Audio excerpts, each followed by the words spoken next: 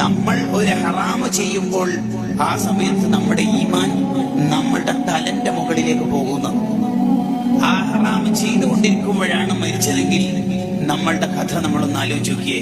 ലാ യസ്നിൽ മുഅ്മിനു ഹീന യസ്നി എന്ന് പറയുന്നതിന്റെ വിശദീകരണത്തിൽ കാണാം ലാ യസ്നി സാനി ഹീന യസ്നി എന്ന് പറയുന്നതിന്റെ താല്പര്യം, ഒരാൾ വ്യഭിചരിക്കുമ്പോൾ അയാളുടെ ഈമാൻ അയാളുടെ ശരീരത്തിന് മുകളിലേക്ക് പോയിട്ടുണ്ടാവും. ഒരാൾ മോഷണം നടത്തുമ്പോൾ അപ്പോൾ മോനെ നീ രാത്രി ഉറങ്ങാൻ നേരത്ത് സിനിമ കാണുമ്പോഴാണ് മരിച്ചതെങ്കിലോ, സെക്കൻഡ് ഷോക്ക് പോകുന്ന സമയത്ത് മരണപ്പെട്ട സ്റ്റുഡൻസിന്റെ കഥ നിങ്ങൾ കേട്ടിട്ടില്ലേ? ആക്സിഡന്റായി മരിച്ചോ? ആലോചിച്ചു. ഏതൊരാൾ ഒരു തെറ്റ് ചെയ്യുമ്പോഴും ആ തെറ്റ് ചെയ്യുമ്പോൾ അയാൾ മുഅ്മിനാവൂല എന്നാണ് ആ ഹദീസിന്റെ താല്പര്യം. അങ്ങനെ പറഞ്ഞാൽ അയാളിൽ നിന്ന് അയാളുടെ ഈമാൻ ഉയർത്തപ്പെടും. ആ ഉയർത്തപ്പെടുന്ന ഘട്ടം